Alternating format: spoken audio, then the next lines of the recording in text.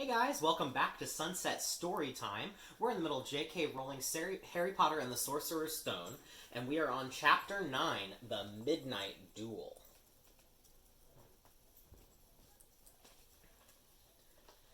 Harry had never believed that he would meet a boy he hated more than Dudley, but that was before he met Draco Malfoy. Still, first-year Gryffindors only had potions with the Slytherins, so they didn't have to put up with Malfoy much. Or, at least, they didn't until they spotted a notice pinned up in the Gryffindor common room, which made them all groan. Flying lessons would be starting on Thursday, and Gryffindor and Slytherin would be learning together. Typical, said Harry darkly. Just what I always wanted, to make a fool of myself on a broomstick in front of Malfoy. He had been looking forward to learning to fly more than anything else. "Oh, you don't know you'll make a fool of yourself," said Ron reasonably. "Anyway, I know Malfoy's always going on about how good he is at the pitch, but I bet that's all talk." Malfoy certainly did talk about flying a lot. He complained loudly about first-years never getting into the house Quidditch teams, and told long, boastful stories which always seemed to end with him narrowly escaping muggles in helicopters. He wasn't the only one, though. The way Seamus Finnegan told it, he'd spent most of his childhood zooming around the countryside on his broomstick. Even Ron would tell anyone who'd listen about the time he'd almost hit a hang glider on Charlie's old broom. Everyone from wizarding families talked about Quidditch constantly. Ron had already had a big argument with Dean Thomas, who shared their dormitory, about football. Ron couldn't see what was exciting about a game with only one ball, where no one was allowed to fly. Harry had caught Ron prodding Dean's poster of West Ham football team, trying to make the players move. Neville had never been on a broomstick in his life, because his grandmother had never let him near one. Privately, Harry felt as if she'd had good reason, because Neville managed to have an extraordinary number of accidents, even with both feet on the ground. Hermione Granger was almost as nervous about flying as Neville was. This was something you couldn't learn by heart out of a book. Not that she hadn't tried. At breakfast on Thursday, she bored them all stupid with flying tips she got out of a library book called Quidditch Through the Ages. Neville was hanging on to her every word, desperate for anything that might help him hang on to his broomstick later, but everybody else was pleased when Hermione's lecture was interrupted by the arrival of the post. Harry hadn't had a single letter since Hagrid's note, something that Malfoy had been quick to notice, of course. Malfoy's eagle owl was always bringing him packages of sweets from home, which he opened gloatingly at the Slytherin table. A barn owl brought Neville a small package from his grandmother.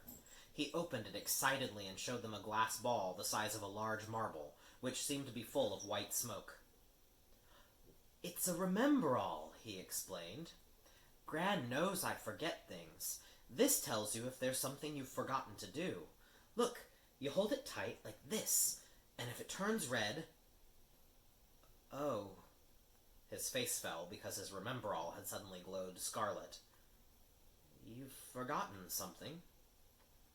Neville was trying to remember what he'd forgotten when Draco Malfoy, who was passing the Gryffindor table, snatched the Remember-all out of his hand. Harry and Ron jumped to their feet.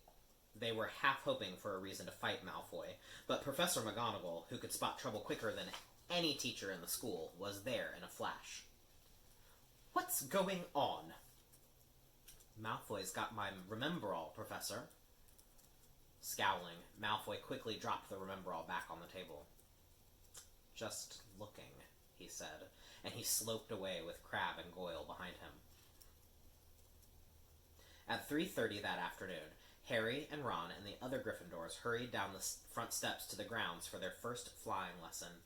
It was a clear, breezy day, and the grass rippled under their feet as they marched down the sloping lawns toward a smooth lawn on the opposite side of the grounds to the Forbidden Forest, whose trees were swaying darkly in the distance.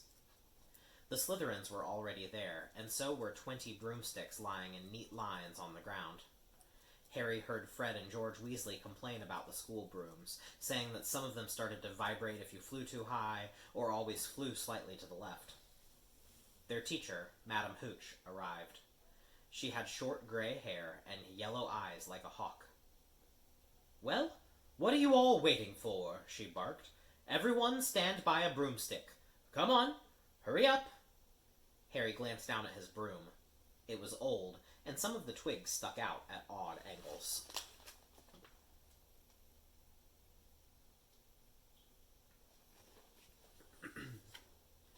Stick out your right hand over your broom, called Madam Hooch at the front, and say, up. Up! Everyone shouted.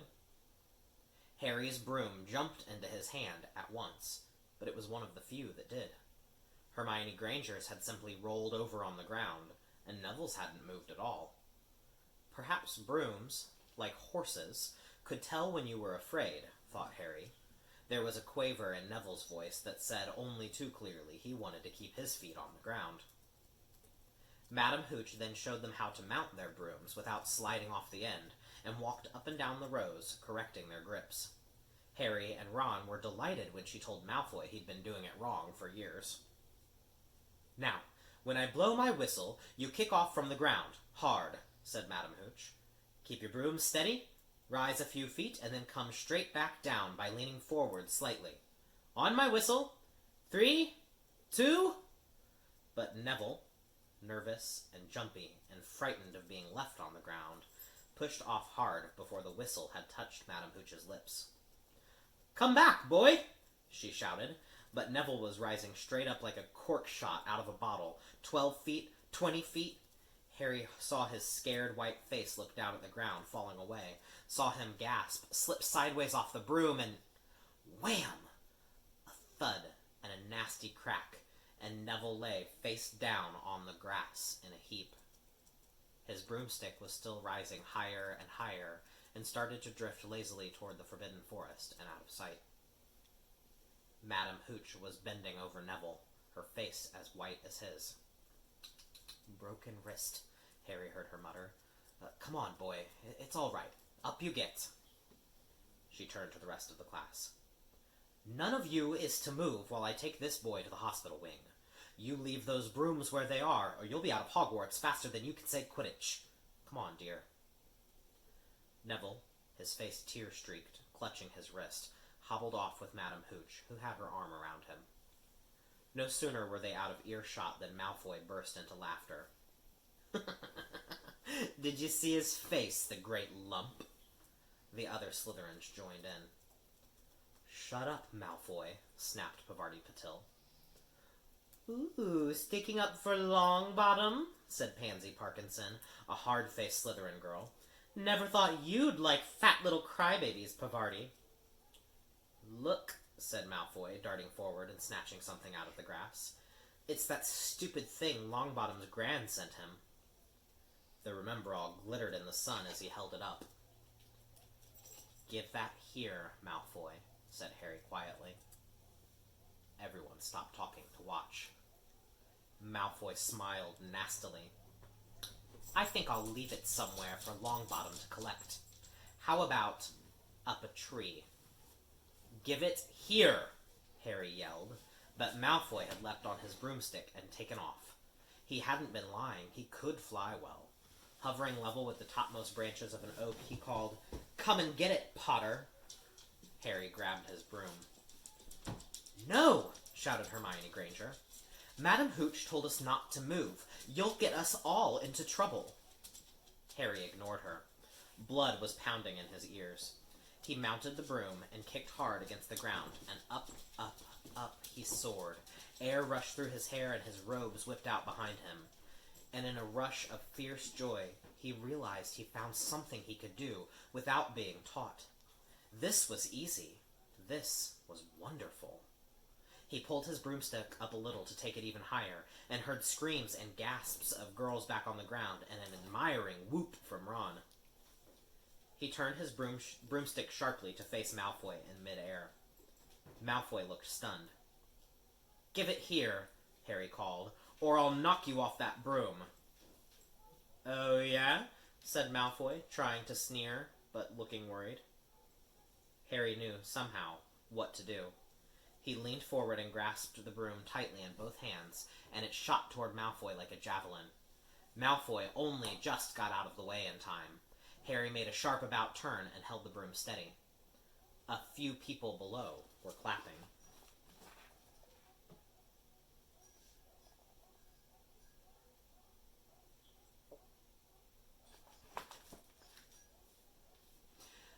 "No crab and goyle appear to save your neck, Malfoy," Harry called. The same thought seemed to have struck Malfoy. "Catch it if you can, then," he shouted, and he threw the glass ball high into the air, and it streaked back toward the ground. Harry saw, as though in slow motion, the ball rise up in the air and then start to fall. He leant forward and pointed his broom handle down. Next second he was gathering speed in a steep dive, racing the ball. Wind whistled in his ears, mingling with the screams of people watching. He stretched out his hand.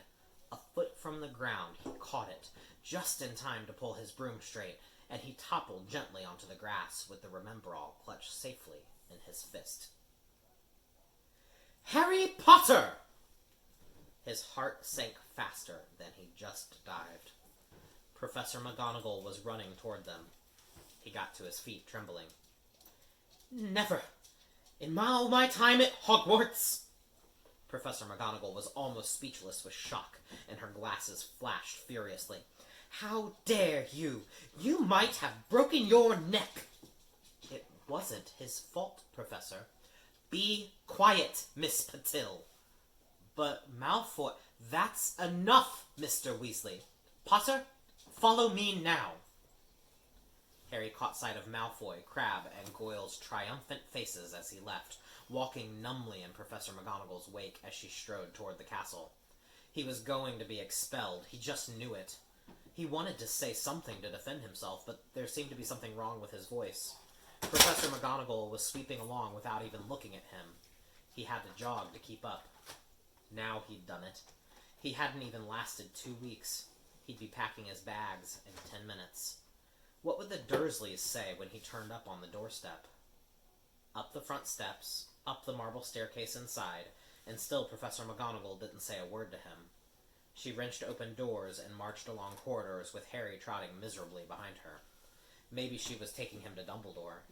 He thought of Hagrid, expelled but allowed to stay on as gamekeeper. Perhaps he could be Hagrid's assistant. His stomach twisted as he imagined it, watching Ron and the others becoming wizards while he stumped around the grounds carrying Hagrid's bag. Professor McGonagall stopped outside a classroom. She opened the door and poked her head inside. "Excuse me, Professor Flitwick. Could I borrow Wood for a moment?" Wood, thought Harry, bewildered. Was Wood a cane she was going to use on him? But Wood turned out to be a person, a burly fifth-year boy who came out of Flitwick's class looking confused. "Follow me, you two," said Professor McGonagall, and they marched up the corridor, Wood looking curiously at Harry. "In here." Professor McGonagall pointed them to a classroom which was empty, except for Peeves, who was busy writing rude words on the blackboard. "Out, Peeves!" she barked. Peeves threw the chalk into a bin, which clanged loudly, and he swooped out, cursing. Professor McGonagall slammed the door behind him and turned to face the two boys. "Potter, this is Oliver Wood. Wood, I found you a seeker." Wood's expression changed from puzzlement to delight. "Are you serious, Professor?" "Absolutely," said Professor McGonagall crisply. "The boy's unnatural. I've never seen anything like it.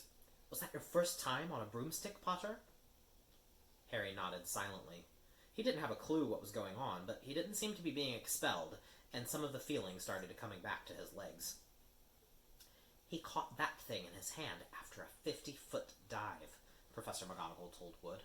"Didn't even scratch himself. Charlie Weasley couldn't have done it."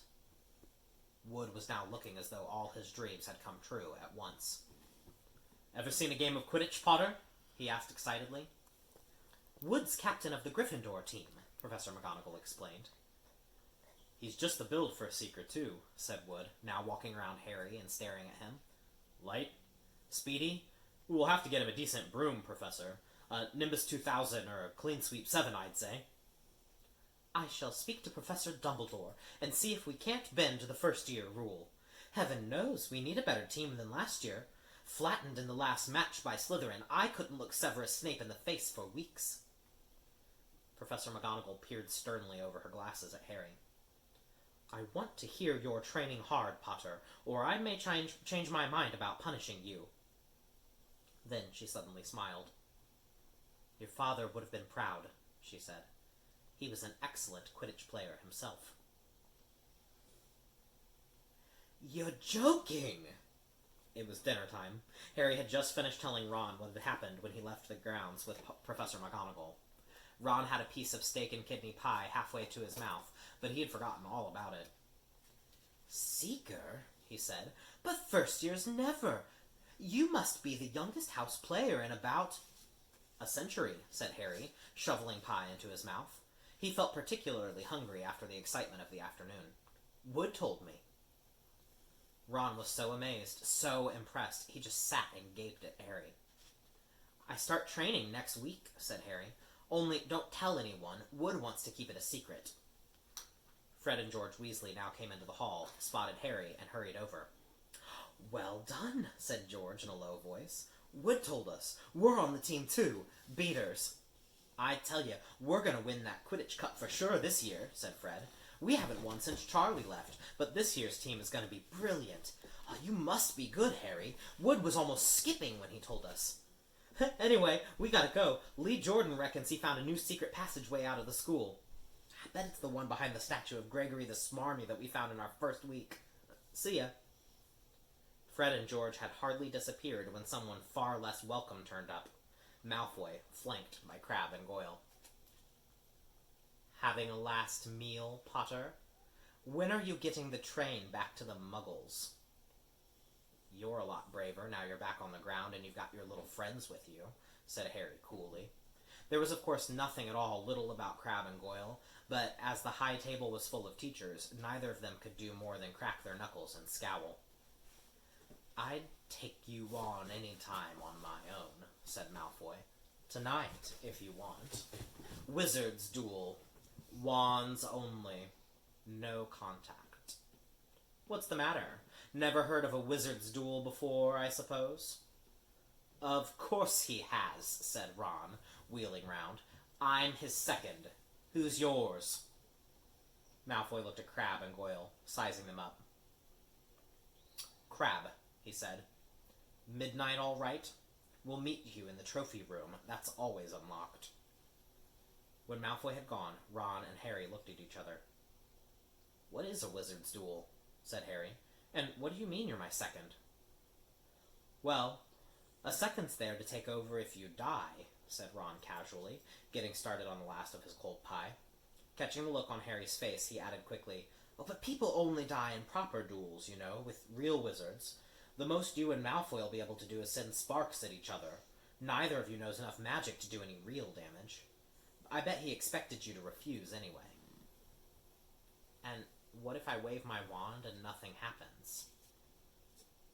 Throw it away and punch him on the nose, Ron suggested. Excuse me. They both looked up. It was Hermione Granger. Can't a person eat in peace in this place? Said Ron. Hermione ignored him and spoke to Harry. I couldn't help overhearing what you and Malfoy were saying. Bet you could, Ron muttered. And you mustn't go wandering around the school at night. Think of the points you'll lose Gryffindor if you're caught, and you're bound to be. It's really very selfish of you. And it's really none of your business, said Harry. Goodbye, said Ron. All the same, it wasn't what you'd call the perfect end to the day, Harry thought, as he lay awake much later listening to Dean and Seamus falling asleep. Neville wasn't back from the hospital wing. Ron had spent all evening giving him advice such as, if he tries to curse you, you'd better dodge it because I can't remember how to block them. There was a very good chance they were going to get caught by Filch or Mrs. Norris, and Harry felt he was pushing his luck, breaking another school rule today. On the other hand, Malfoy's sneering face kept looming up out of the darkness. This was his big chance to beat Malfoy face to face. He couldn't miss it. 11:30, Ron muttered at last. We'd better go. They pulled on their dressing gowns, picked up their wands, and crept across the tower room, down the spiral staircase, and into the Gryffindor common room. A few embers were still glowing in the fireplace, turning all the armchairs into hunched black shadows. They had almost reached the portrait hole when a voice spoke from the chair nearest them. "I can't believe you're going to do this, Harry." A lamp flickered on. It was Hermione Granger wearing a pink dressing gown and a frown. "You," said Ron furiously, "go back to bed." "I almost told your brother," Hermione snapped. "Percy, he's a prefect. He'd put a stop to this." Harry couldn't believe anyone could be so interfering. "Come on," he said to Ron. He pushed open the portrait of the fat lady and climbed through the hole. Hermione wasn't going to give up that easily. She followed Ron through the portrait hole, hissing at them like an angry goose. "Don't you care about Gryffindor? Do you only care about yourselves? I don't want Slytherin to win the House Cup, and you'll lose all the points I got from Professor McGonagall for knowing about switching spells." "Go away." "All right, but I warned you. You just remember what I said when you're on the train home tomorrow. You're so—" But what they were, they didn't find out. Hermione had turned to the portrait of the fat lady to get back inside, and found herself facing an empty painting.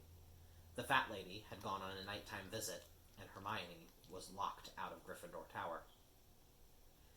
"Now what am I going to do?" she asked shrilly.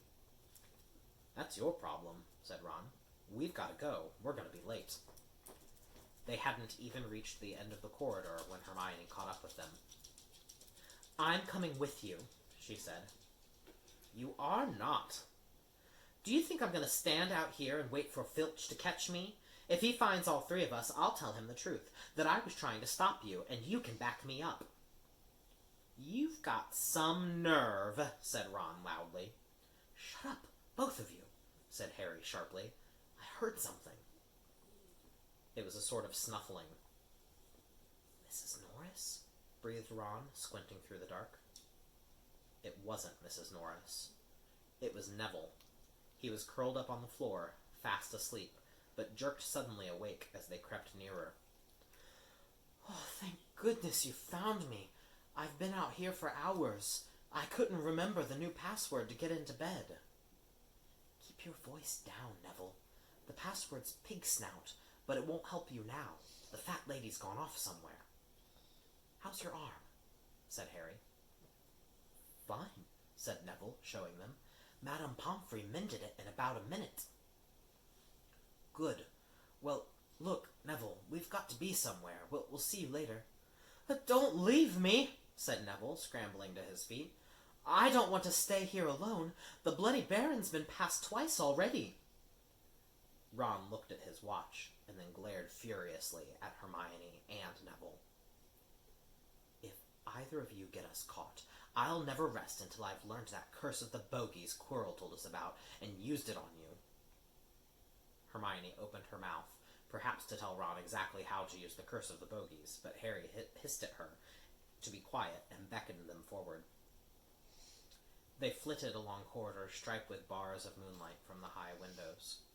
At every turn, Harry expected to run into Filch or Mrs. Norris, but they were lucky. They sped up a staircase to the third floor and tiptoed toward the trophy room.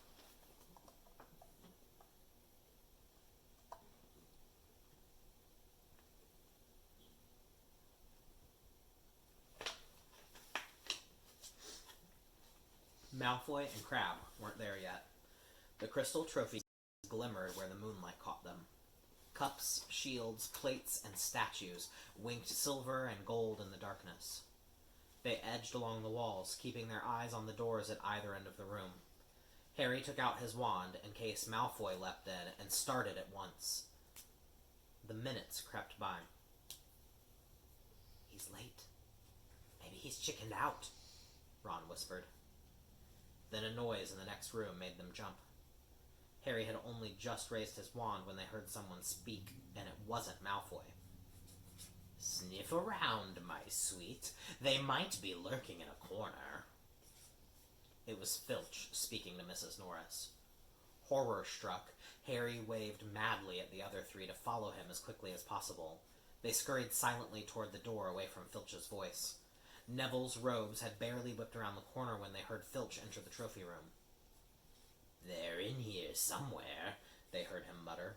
"Probably hiding." "This way," Harry mouthed to the others, and, petrified, they began to creep down a long gallery full of suits of armor. They could hear Filch getting nearer. Neville suddenly let out a frightened squeak and broke into a run. He tripped, grabbed Ron around the waist, and the pair of them toppled right into a suit of armor. The clanging and crashing were enough to wake the whole castle. "Run!" Harry yelled, and the four of them sprinted down the gallery, not looking back to see whether Filch was following. They swung around the doorpost and galloped down one corridor, then another, Harry in the lead without any idea where they were or where they were going. They ripped through a tapestry and found themselves in a hidden passageway, hurtled along it, and came out near the charms classroom, which they knew was miles from the trophy room. "I think we've lost him," Harry panted, leaning against the cold wall and wiping his forehead. Neville was bent double, wheezing and sputtering. "I told you," Hermione gasped, clutching at the stitch in her chest. "I told you." "We've got to get back to Gryffindor Tower," said Ron. "Quickly as possible." "Malfoy tricked you," Hermione told Harry. "You realize that, don't you? He was never going to meet you. Filch knew someone was going to be in the trophy room. Malfoy must have tipped him off." Harry thought she was probably right, but he wasn't going to tell her that. "Let's go." It wasn't going to be that simple. They hadn't gone more than a dozen paces when a doorknob rattled and something came shooting out of the classroom in front of them. It was Peeves. He caught sight of them and gave a squeal of delight. "Shut up, Peeves, please. You'll get us thrown out." "Wandering around at midnight, ickle firsties? Naughty, naughty, you'll get caughty." "Not if you don't give us away, Peeves. Please." "Oh, should tell Filch I should, said Peeves in a saintly voice, but his eyes glittered wickedly. "It's for your own good, you know."